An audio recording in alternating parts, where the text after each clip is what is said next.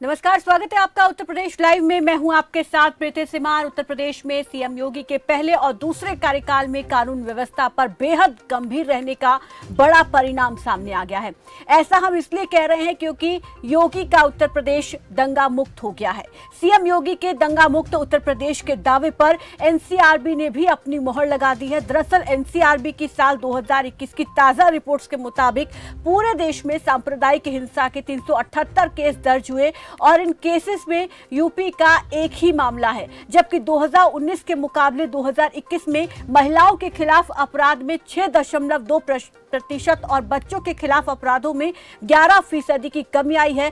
Cyber crime के मामलों में भी 22.6% की कमी दर्ज की गई है और ऐसे में एनसीआरबी की रिपोर्ट ने यूपी शासन को एक बड़ी राहत दी है। ये उत्तर प्रदेश के मुख्यमंत्री योगी आदित्यनाथ और उनकी सरकार के लिए किसी बड़ी उपलब्धि से कम नहीं है। एक और जहां ये आंकड़े सरकार को राहत दे रहे हैं, तो वहीं विपक्ष की भी बोलती बंद कर दी है, क्योंकि इससे पहले हमने देखा जब भी सरकार ने बेहतर कानून व्यवस्था का हवाला दिया तब विपक्ष ने पिछले एनसीआरबी के आंकड़ों के आधार पर सरकार को घेरा। लेकिन अब जो आंकड़े आए हैं वो सरकार के फेवर में है, तो विपक्ष ये एक तरीके से देखा जाए तो विपक्ष से अब एक मुद्दा छिन गया है।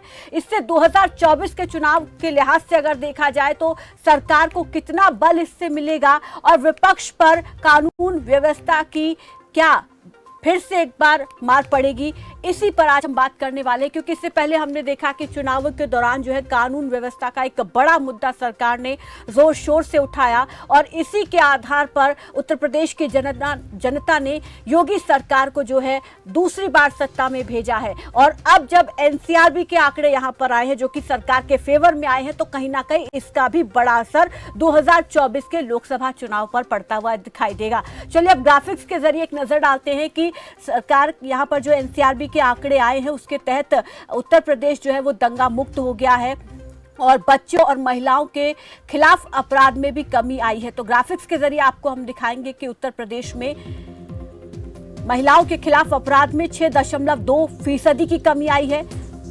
बच्चों के खिलाफ हुए अपराधों में 11.11% की कमी दर्ज की गई है। 2019 में बच्चों के खिलाफ 18,943 मामले दर्ज किए गए थे, जबकि 2021 में ये संख्या घटकर 16,838 हो गई है। इसके अलावा 2019 में महिलाओं के खिलाफ 59,853 मामले दर्ज किए गए, जबकि 2021 में ये 56,083 हो गए। प्रदेश में साइबर क्राइम भी काफी कम हुआ है। साइबर क्राइम के मामलों में 22.6% की कमी दर्ज की गई है।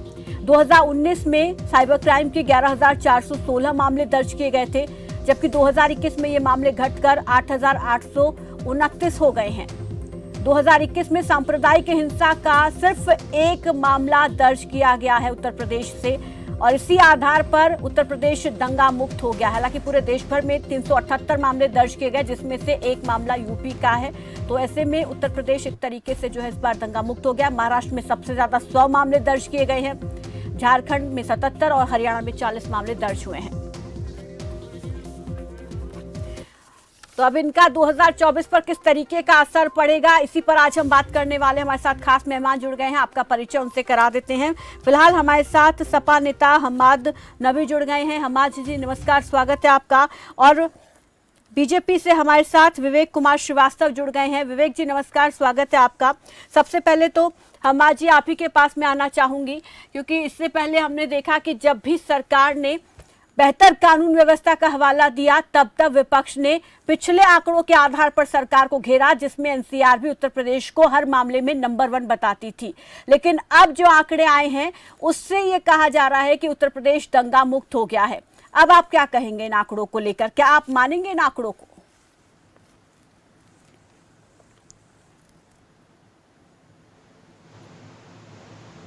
और मैं तो इतनी सी बात कहना चाहता हूँ कि मैडम सारी एजेंसियां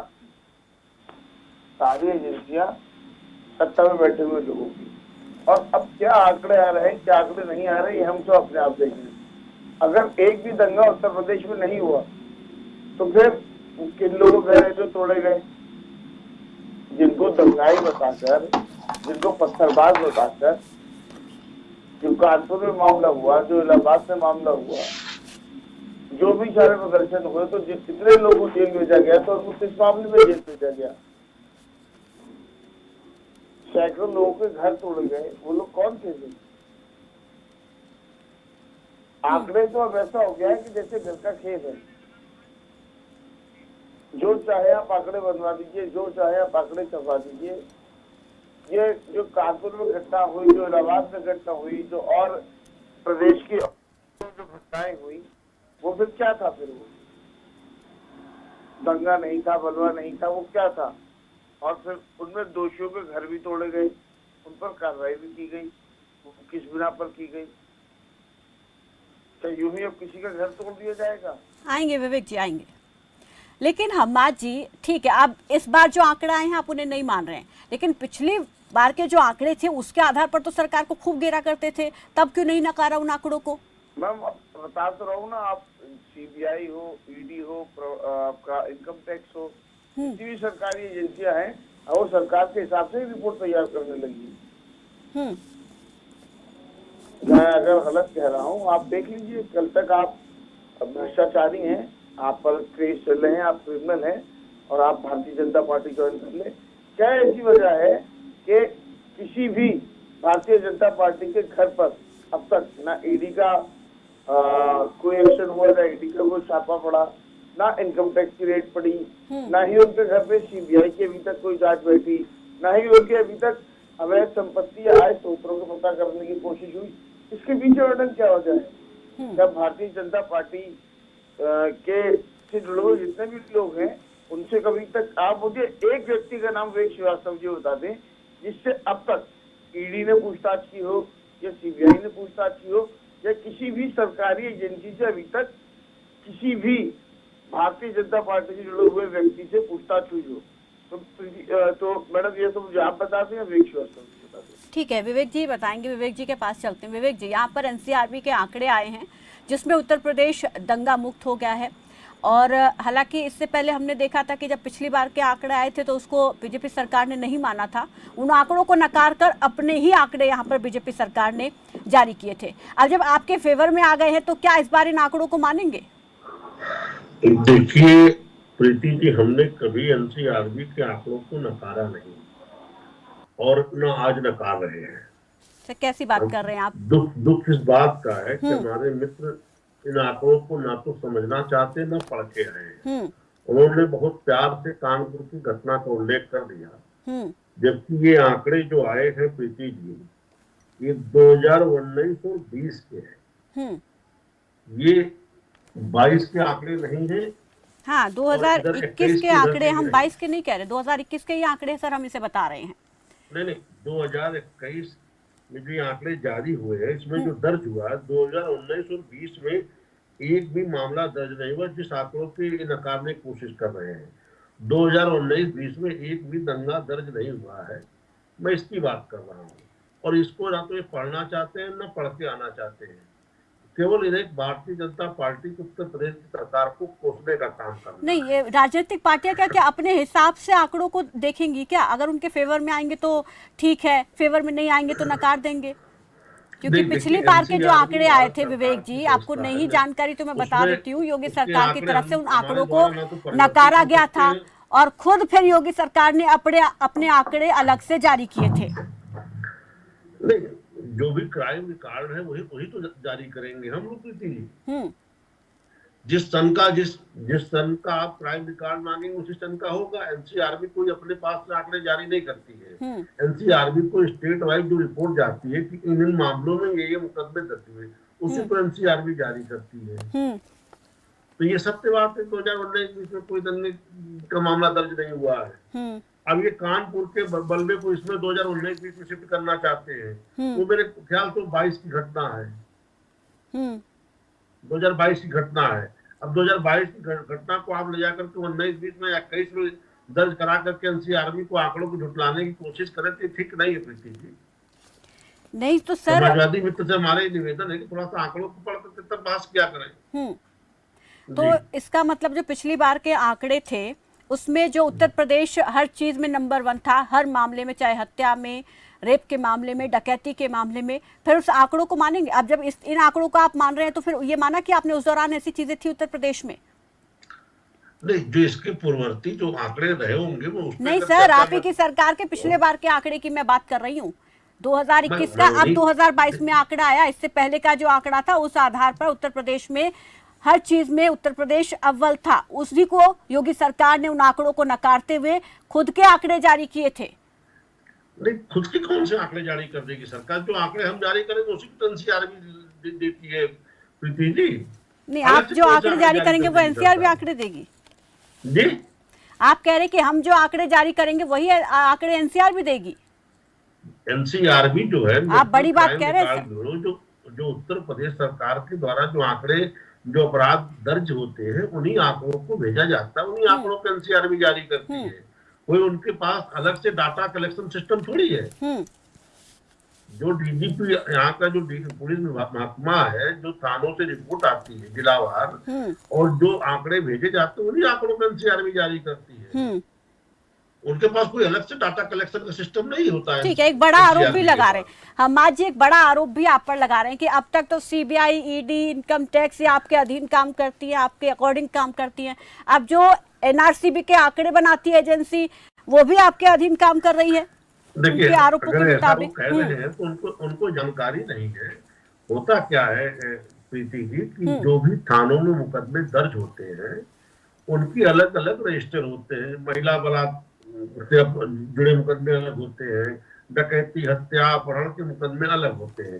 तो इन सारे आंकड़ों को जिलावार इकट्ठा किया जाता है। जिले में बाकायदा इसके लिए एक डीसीआरबी होता है, एसएसपी ऑफिस में उसका मुख्यालय होता है डीसीआरबी का, वहां सारे अपराध के आंकड़े दर्ज होते हैं। डीसीआरबी से आंकड़े आते हैं ये स्टेट में, स्टेट से आंकड़े भेजे जाते हैं जिलावार बाकायदा एनसीआरबी। तो एनसीआरबी उसको प्रदेशवार जारी करता है कि इस मामले में इस अपराध का आंकड़ा इस प्रदेश में इतना, इस अपराध का आंकड़ा इस प्रदेश में इतना है।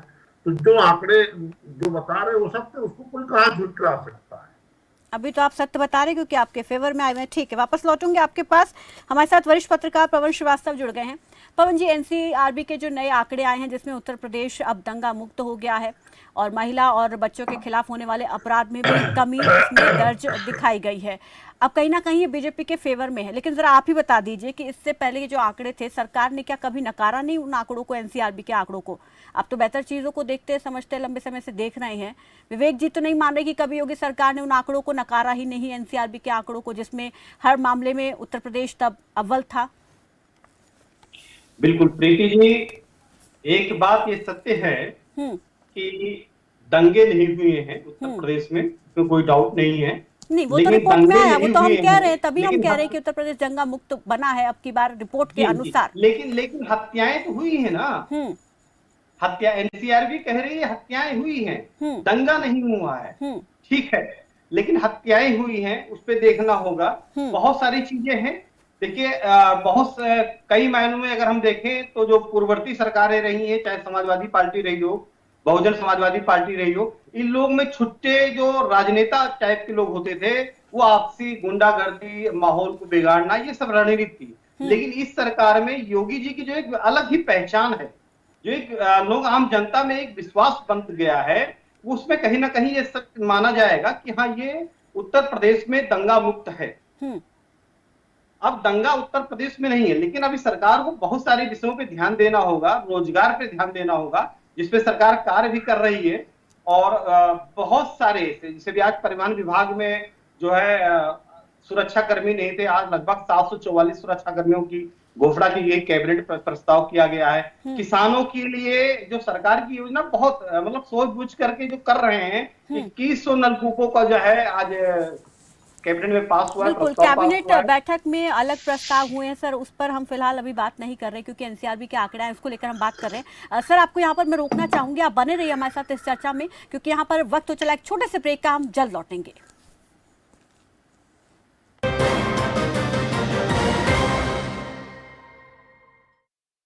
क्या आप दुबले पतले कमजोर हैं, आपकी सेहत नहीं बनती, भूख कम लगती है, वजन नहीं बढ़ता? दरअसल मेन बात खाना पीना खाना नहीं है, मेन बात है खाया पिया लगना। और अगर खाया पिया लगेगा ही नहीं तो आपकी सेहत बनेगी कैसे? इसलिए हमारी संस्था सन्यासी आयुर्वेदा ने एक ऐसी दवा का निर्माण किया है जो कि आपके लिवर सिस्टम को, आपके पाचन तंत्र को दुरुस्त करने का काम करती है, ताकि आप जो भी खाएं उसका पूरे का पूरा निचोड़ आपके शरीर को लगे, आपकी भूख बढ़े, खाया पिया सही से लगे, नया खून बने, हड्डियों में जान आए, चेहरे पर नूर, लालिमा, रौनक आए और आप मोटे, तगड़े, खूबसूरत पर्सनैलिटी के मालिक बन जाएं। 100% आयुर्वेदिक दवा होती है, इसका शरीर पर कोई भी साइड इफेक्ट, कोई भी नुकसान या दुष्प्रभाव नहीं होता। लड़के लड़कियां दोनों इसका इस्तेमाल कर सकते हैं और पहले 15 दिन के अंदर ही आपको इसका असर महसूस हो जाएगा।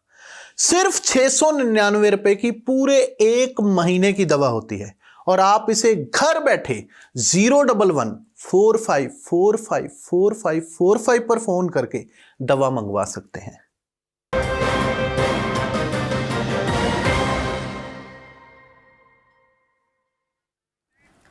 तो ब्रेक के बाद आपका स्वागत है। चलिए चर्चा को आगे बढ़ाते हैं। एनसीआरबी के आंकड़ों के मुताबिक जो है उत्तर प्रदेश दंगा मुक्त हो गया है और बाकी जो अपराध हैं उनमें भी कहीं ना कहीं अब की बार जो है गिरावट देखने को मिली है। तो अब कानून व्यवस्था एक बड़ी यूएसपी कहीं ना कहीं बीजेपी सरकार के लिए बनती जा रही है। अब से कितना फायदा 2024 में होगा, इसी को लेकर हम बात कर रहे हैं। एक बार फिर से अपने मेहमानों का हम रुख कर लेते हैं और यहाँ पर आपके पास आना चाहूंगी पवन जी, एक बार फिर से आप ही का रुख करना चाहूंगी, क्योंकि हमने देखा कि पिछले 2 चुनाव में योगी सरकार की तरफ से कानून व्यवस्था का एक बड़ा मुद्दा जो है वो उठाया गया और इसी के आधार पर जनता ने योगी सरकार को दोबारा से मौका भी दिया। तो अब क्योंकि 2024 का चुनाव भी कहीं ना कहीं सर पर आ चुका है, तो ऐसे में अब ये और कितना फायदेमंद यहाँ पर होता हुआ दिखाई दे रहा है, क्योंकि अब तो एनसीआरबी के आंकड़े भी बीजेपी के फेवर में आ गए हैं, तो कितना और बल यहाँ पर इससे बीजेपी को मिलेगा? प्रीति जी, ये कहीं ना कहीं 2024 में भरपूर फायदा भारतीय जनता पार्टी को दिखाई पड़ रहा है, क्योंकि अन्य दल जो है ये कमजोरियां थी उनकी, चाहे दंगा हो, फसाद हो, ये सब होते रहते थे और ये बहुत बड़ी जीत है इनकी आदित्यनाथ योगी जी की कि ये जब से सरकार में आए हैं, मुख्यमंत्री के पद पे आए हैं, तब से कहीं ना कहीं सब पे रोक लगाए हैं। इसको नकारा नहीं जा सकता है। इस पे काफी, जैसे बुलडोजर बाबा का नाम, इनका योगी जी के नाम पे लोग बुलडोजर बाबा कहते हैं, ऐसे ऐसे नियम लागू, जैसे ही आदित्यनाथ जी जैसे ही सरकार पहली बार जब बने थे तो लड़कियों के लिए जो है योजना शुरू किए थे, जिससे छेड़खानी और ये सब बंद हुआ। आज ये छेड़खानी और ये सब कहीं सुनाई नहीं पड़ता है, कहीं ना कहीं आते रहते हैं, लेकिन बहुत अंतर तक इन्होंने काबू में किया है।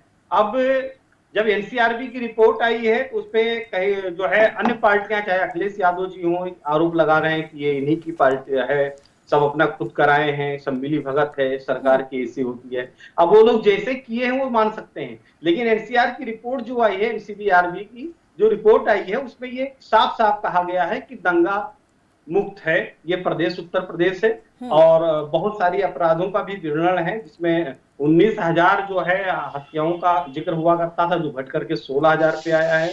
ये भी एक बहुत प्लस पॉइंट है। प्रदेश बड़ा है, जनता ज्यादा है, यहाँ पे पब्लिक ज्यादा है, इसके बावजूद भी अगर आदित्यनाथ योगी जी इस पे रोक लगाने में सफल हो गए हैं तो इसके लिए कहीं ना कहीं उनको धन्यवाद दिया जाना चाहिए और सभी पार्टियों को धन्यवाद देना चाहिए। राजनीति अलग है, लेकिन चयन से अगर लोग प्रदेश में सांस ले रहे हैं तो इसमें योगी आदित्यनाथ जी का कहीं ना कहीं अच्छी जो है पृष्ठभूमि है, जिससे लोग, अधिकारी लोग। हमाद जी, कितना इत्तेफाक रखते हैं वरिष्ठ पत्रकार की बातचीत से? और जरा ये भी बताइएगा कि क्योंकि इससे पहले हमने देखा है कि 2 बार इस बड़े मुद्दे को लेकर समाजवादी पार्टी को हार का सामना करना पड़ा है। अब लोकसभा चुनाव है, तो ऐसे में क्या ये भी भारी पड़ेगा?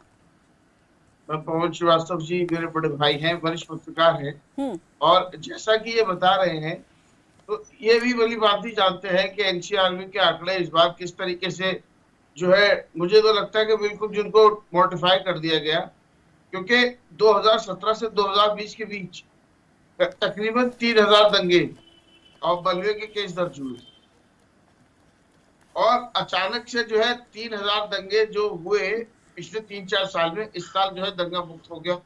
ये कैसे पॉसिबल है?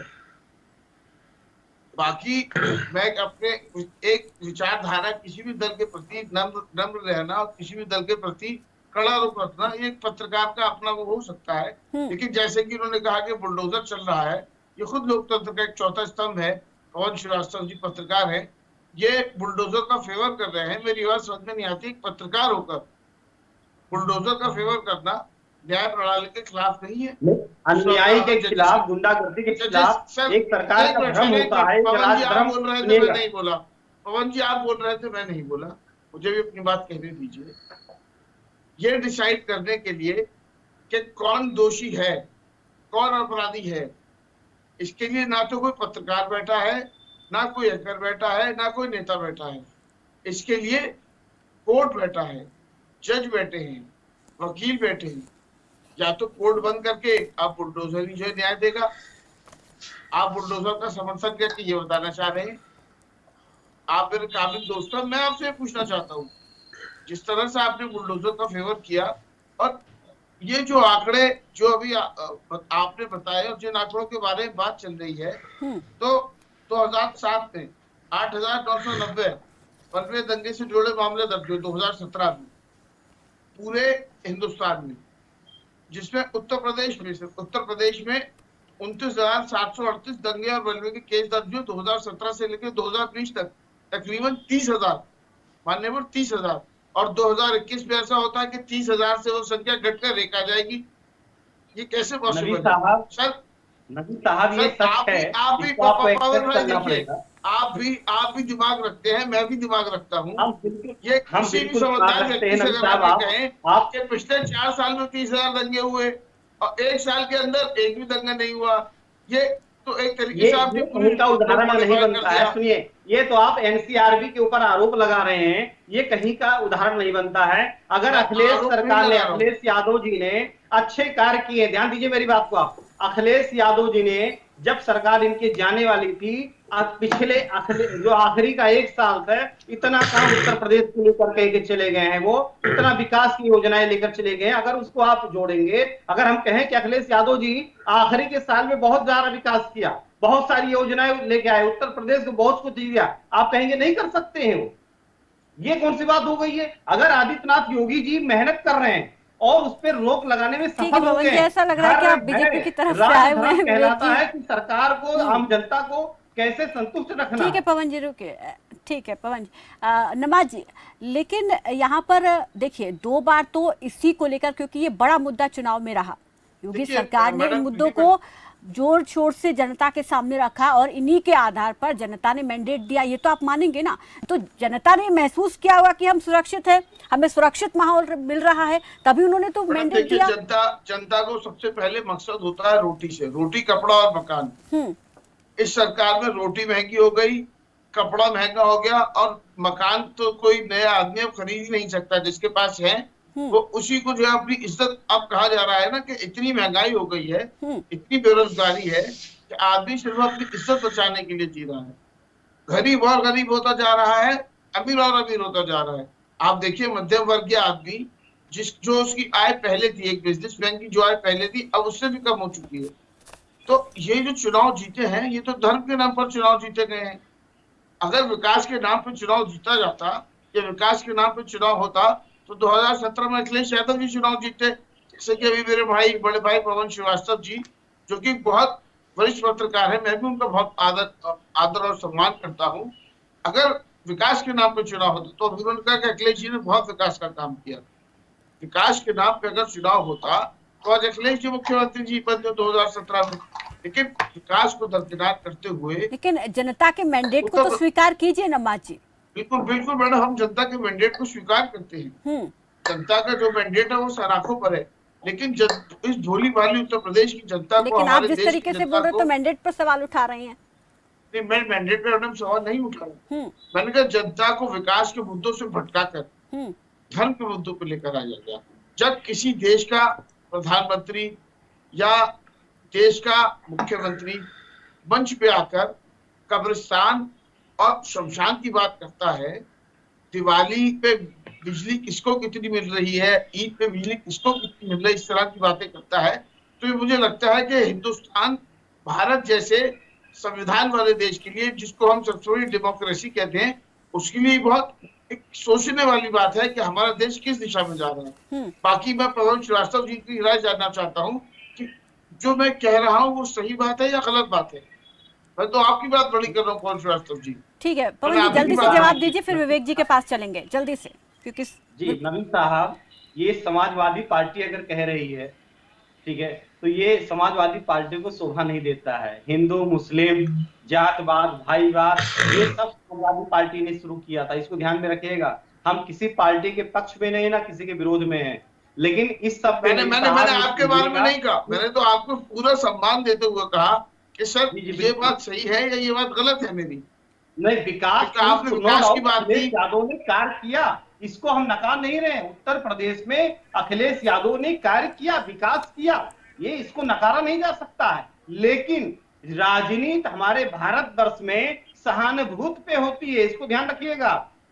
सहानुभूति कैसे हम टटोलेंगे? भारतीय जनता पार्टी ने खेला, उसने खेल ठीक है विवेक जी कुछ कहना चाह रहे हैं, विवेक जी बोलिए। देखिए प्रीति जी, हमारे समाजवादी मित्र को एनसीआरबी के आंकड़ों पे ऐतराज है और ये बार बार कहते हैं कि साहब पहले तो आपको ऐतराज था, इससे पहले आपको ऐतराज था, हमने कभी इससे पहले तो सर आपको ऐतराज था जब 30,000 जो है दंगों की रिपोर्ट आई थी, तब आपने ऐतराज किया था। कोई सरकार या कोई पार्टी इसलिए नहीं कर सकती, ये थाने दर थाने जो दर्ज होते हैं मुकदमे हैं, उन्हीं आंकड़ों को पुलिस मुख्यालय के माध्यम से एनसीआरबी को भेजा जाता है, जो आरबी लेकिन विवेक जी, एक बड़ी यूएसपी अब बन गई है कानून व्यवस्था, 2024 में एक जादुई छड़ी की तरह काम करेगी, क्योंकि अब तो आंकड़े भी आपके फेवर में है। जी थोड़ा सा एक बार फिर से दोहरा दे प्रश्न अपना। कानून व्यवस्था योगी सरकार की एक बड़ी यूएसपी बन गई है, और अब क्योंकि 2024 का चुनाव है तो इस मुद्दे को दोबारा से लेकर आएंगे, तो एक जादुई छड़ी की तरह काम करेगी, उम्मीद है दोबारा से। देखिए, कानून व्यवस्था के मामले में भारतीय जनता पार्टी की सरकार तमाम पूर्ववर्ती सरकारों से बहुत अच्छा वर्क कर रही है। आपको विश्वास मैं दिलाता हूँ, जब अभी हम लोग विधानसभा चुनाव में लोगों के बीच गए तो एंटी रोमियो स्क्वाड को दोबारा चालू करने के लिए हम लोगों से तमाम कामकाजी महिलाओं और सर वो भी समय समय पर दिखती है, कभी दिखती है कभी नहीं। सरकार जब हमारी सत्ता में आई तो हमने एंटी रोमियो स्क्वाड तुरंत लागू किया और उसका परिणाम में दिखता है। जो पहले बहन बेटियां सड़कों पे निकलती थी, उनके साथ छेड़खानी होती थी, वो काम अब उत्तर प्रदेश की सड़कों पे संभव नहीं है और विद्यालय के आसपास तो संभव ही नहीं हो सकता। लेकिन ये तो मानेंगे ना कि अभी पूरी तरीके से कानून व्यवस्था दुरुस्त नहीं हुई है, अभी भी क्राइम हो रहे हैं, तो उनको कंट्रोल करने की कोशिश अभी भी सरकार करेगी। नहीं, बिल्कुल सरकार का काम तो निरंतर जारी रहेगा। देखिए, हत्या का जो विषय पवन जी ने उठाया, देखिए रंजिशन हत्याएं किसी सरकार में रुक नहीं सकती, रंजिशन हत्याएं होती रहती, लेकिन उसपे जब कड़ी कार्रवाई सरकार लेती तो ठीक है, उम्मीद करते हैं कि सरकार बाकी जो क्राइम है उनको भी कंट्रोल करने में पूरी कोशिश करेगी। दंगा मुक्त तो बना लिया है आंकड़ों के अनुसार। बहुत बहुत शुक्रिया हमा जी आपका, बहुत बहुत शुक्रिया विवेक और पवन जी आपका हमारे साथ जुड़ने के लिए, इस चर्चा में शामिल होने के लिए। तो एनसीआरबी के यहाँ पर आंकड़े जो है बीजेपी के फेवर में आए हैं। अब समाजवादी पार्टी इन आंकड़ों को नकार रही है और बीजेपी इनको एक तरीके से यहाँ पर जनता के सामने रख रही है, और 2024 में इनका कितना फायदा यहाँ पर बीजेपी को मिलेगा ये देखने वाली बात होगी। फिलहाल उत्तर प्रदेश लाइव में मेरे साथ बस इतना ही, दीजिए इजाजत, नमस्कार।